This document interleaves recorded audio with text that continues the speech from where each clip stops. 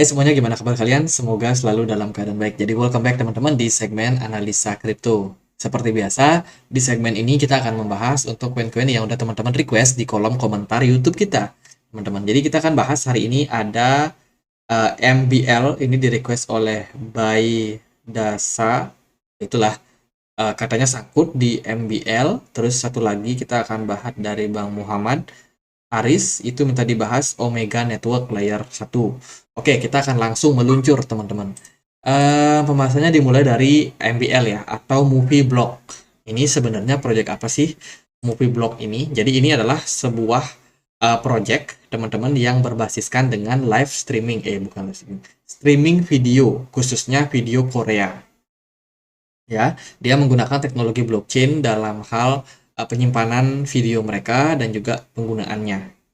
Lalu gimana cara kerjanya? Teman-teman harus meluncur ke www.movieblog.com. Di sini teman-teman bisa untuk melakukan nonton ya, nonton video teman-teman, video-video Korea, karena mereka spesialis Korea ya. Ini wajib login dulu nih, kita harus bikin akun. Di sini baru kita bisa nonton video, cuplikan videonya. Videonya nggak panjang kok, paling cuma 26 menit, atau ada yang 19 menit, ada yang 13 menit. Jadi macam-macam ya, teman-teman. Jadi ini bisa ditonton nih, ada drama. Oh, sekarang kayaknya mereka nggak cuma fokus di Korea movie ya, tapi juga fokus ke international movie juga. Jadi macam-macam nih, ada video yang bisa teman-teman tonton. Jadi gitu sih project yang mereka bangun, teman-teman.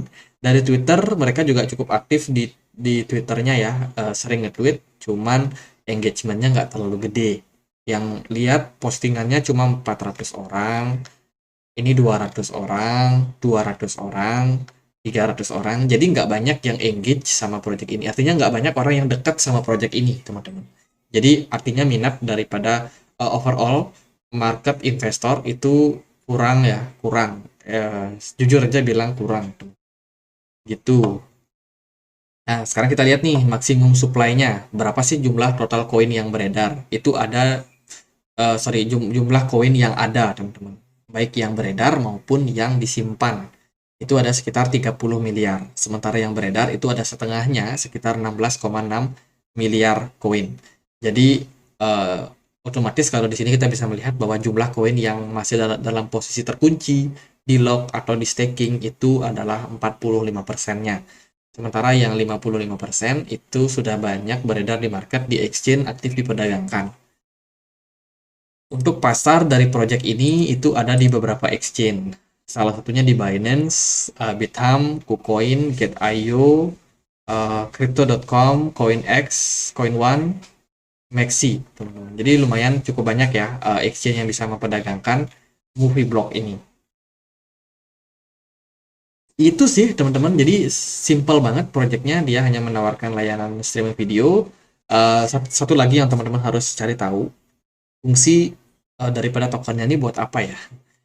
Jadi kalian harus tahu nih, misalnya kan teman-teman tahu nih, wah projectnya itu bikin apa namanya sharing, tempat sharing video yang sifatnya decentralized, ada film-film, cuplikan film ataupun iklan mungkin. Nah itu kalian harus cari tahu nih fungsi daripada tokennya itu buat apa ya. Apakah ada film berbayar di sini atau enggak? Karena itu menentukan teman-teman yang namanya penggunaan daripada tokennya. Apakah orang minat untuk membeli token ini untuk memfasilitasi eh, mereka menonton, misalkan seperti itu ya. Jadi project-project sifatnya decentralized entertainment seperti ini tuh bersaing banget sama yang namanya video, aplikasi video di Play Store itu.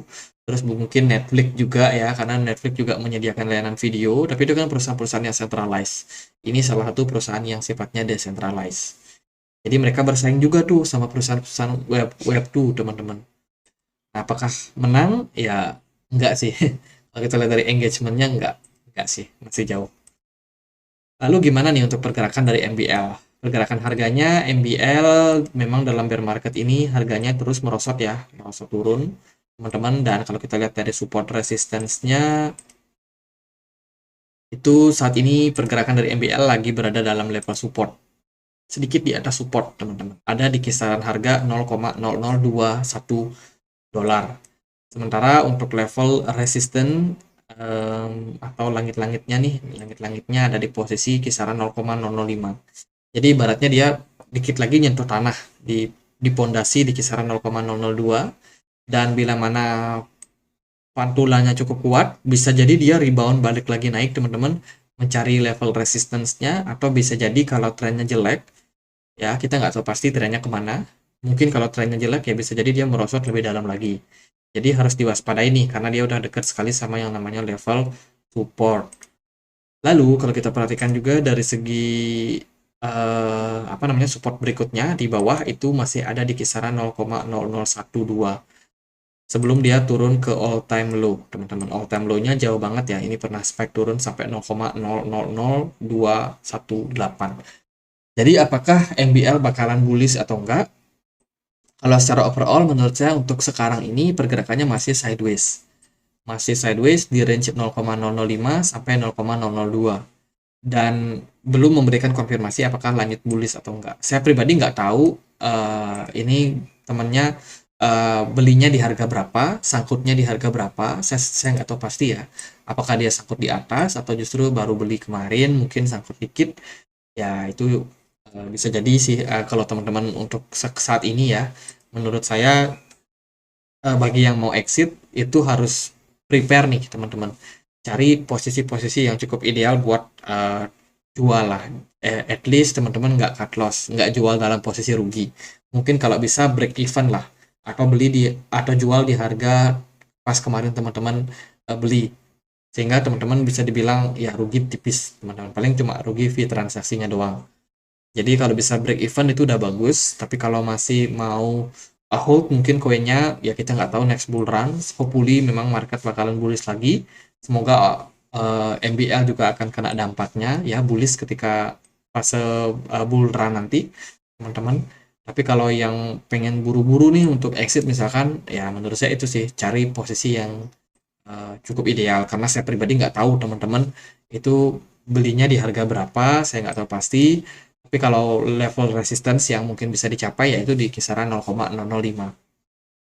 gitu. Jadi kalau seandainya nanti harganya naik ya paling mentok sampai di level itu, kemudian baru kita akan lihat nih apakah buyer kuat buat dorong harganya lebih tinggi lagi. Mungkin aja dia akan menguat lebih kuat lagi teman-teman. Atau mungkin di level sini akan banyak orang yang nunggu buat jualan. Karena kan seller juga pasti berusaha buat jual teman-teman. Nah, nanti akan ada pertarungan tuh. Yang mana yang lebih kuat, apakah yang beli atau yang jual.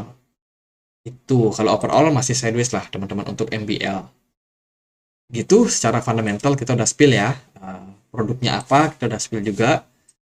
Terus gimana engagement daripada orang-orang, apakah diminati atau enggak. Now kita akan bahas Omega Network. Omega Network. Kalau kita lihat dari informasinya, ini project merupakan project kayaknya sih mining app gitu ya, teman-teman. Jadi dia inovatif proof of networking social chain. Jadi tujuan dari diciptakan token ini adalah untuk membagikan koin-koin gratis.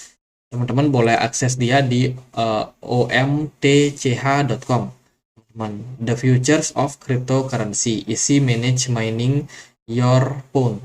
Start mining cryptocurrency today with our free. Nah, tuh teman.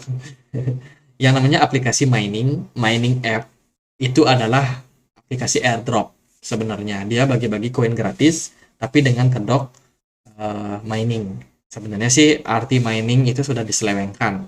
Arti mining yang sebenarnya adalah memvalidasi transaksi, bukan kayak klik terus biarin 24 jam, nanti 24 jam lagi kita klik lagi dengan kedok kalau itu adalah aplikasi mining. Tapi sebenarnya bukan, itu adalah aplikasi airdrop yang ngasih koin-koin secara gratis. Teman-teman kita udah pernah bahas kemarin ya. Teman-teman pasti tahu yang suka cari-cari airdrop gratis tentang koin kayak Gordau ini. Saya dimaki-maki oleh orang-orang yang pencinta Gordau. Dan sekarang ya harganya udah nyungsap semua, teman-teman. Jadi seperti yang kita sudah pikirkan, bahwa proyek-proyek berbasiskan dengan mining app, koin-koin gratis, airdrop gratis, itu sangat punya potensi seller yang tinggi. Kenapa? Karena kalau orang ibaratnya dapat uang gratis nih, dapat koin gratis. Ya mau apa lagi kalau mereka nggak mau jualan? Pasti mereka jualan. Makanya kalau teman-teman masuk ke proyek-proyek seperti ini, pastikan kalian bukan menjadi seorang pembeli dari koin-koin kayak OMG atau Cordau. Jangan jadi pembeli. Teman-teman boleh ikutan mining, nggak apa-apa, mining aja teman-teman, itu juga gratis. Cuman kalau teman-teman untuk jadi investor, untuk membeli koinnya, saya rasa big no.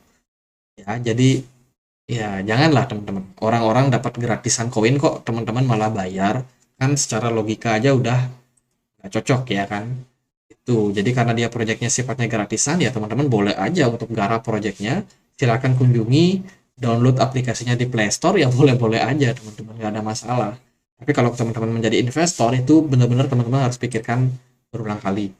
Nah, kalau kita lihat dari koinnya ya, dia punya maksimum supply sampai 970 juta, ya nggak terlalu banyak. Kemudian supply yang beredar itu hanya 6%, baru 6% teman-teman. Gitu, untuk pasarnya sendiri dia ada di OKX, KuCoin, Get.io, Bybit, Maxi, Bitmart, XT.com, DigiFinex. Ya, nggak terlalu banyak, dan secara historical pergerakan harga ya mana pernah naik, teman-teman, turun terus ya kan. Sejak awal 2013 turun sampai sekarang. Bahkan dulu harganya pernah ada di kisaran 800 ribu, 800 rupiah ya, 800-900 rupiah. Sekarang udah turun jadi 58. Karena apa? Karena yang garap proyek-proyek ini adalah para pencari koin gratis. Dan mereka bukan investor. Niat mereka bukan buat hold coin, melainkan untuk jualan. Jadi kalau teman-teman masuk ke proyek-proyek ini ya, kalau beli ya mohon maaf teman-teman. Itu apakah bisa naik atau enggak ya nggak tahu pasti, karena kan selling pressure-nya tinggi.